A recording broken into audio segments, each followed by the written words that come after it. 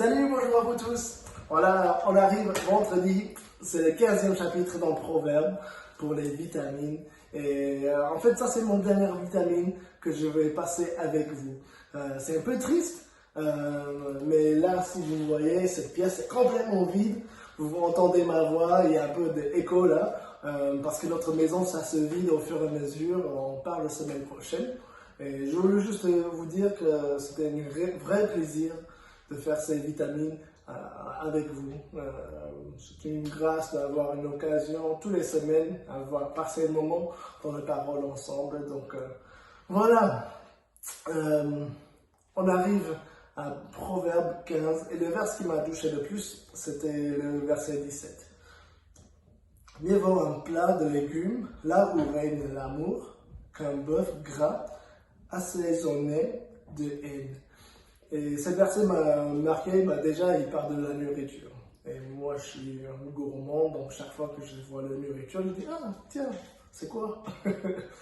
Mais ce que je trouve c'est intéressant, c'est en tant qu'enfant et même aujourd'hui en tant qu'adulte, les légumes et moi, c'est pas toujours hey, on va manger des légumes. Je sais que c'est bon pour la santé, etc. Mais si j'ai le choix entre les légumes et un steak, je choisirais toujours le gros steak. Hein. Mais ce que j'ai apprécié dans ce verset, c'est que avec la présence de l'amour, là où l'amour règne, ça change c'est pas le meilleur goût de quelque chose qui est beaucoup mieux qu'un steak, mais entouré avec la haine. Après, mon prochaine question, c'était, ok, comment être dans une situation où l'amour règne? Je me suis dit, chaque fois qu'il y a la présence du Saint-Esprit, l'amour de Dieu est bien présent. Donc, en sachant que le Saint-Esprit habite en nous en tant que chrétiens, c'est-à-dire que toutes les places qu'on va, la présence de Dieu est là. Donc, à la fin, je me suis dit, finalement, en tant que chrétiens, nous devrions changer l'environnement pour les autres. Quand on est avec des autres qui sont en train de manger des légumes, ils devraient préférer ce scénario que être dans une situation où la haine est présente, mais peut-être à l'extérieur. Il a l'impression que c'est une meilleure situation. Peut-être c'est plus fun, peut-être c'est une fête, peut-être tout le monde est en train de rigoler. Mais s'il y a de la haine derrière cette situation, finalement, c'est pas si bon que ça. Et je me suis dit, en tant que chrétien, partout où on va, si c'est nous qui apportons cet amour, que l'amour règne dans cette pièce, dans ce lieu, je trouve qu'on peut vraiment donner ce goût aux autres autour de nous.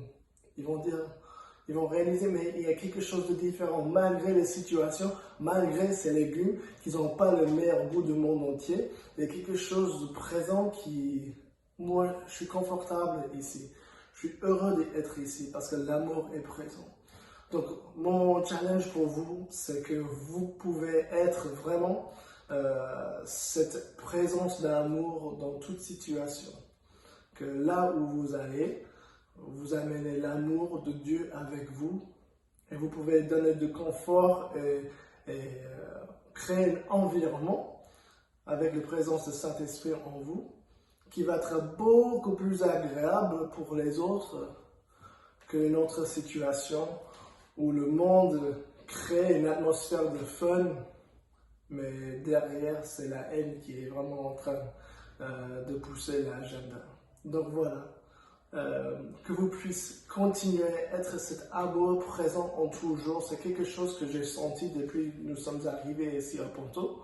C'est vraiment la présence d'amour dans les réunions, avant le culte, après le culte, quand on croise les uns les autres au supermarché.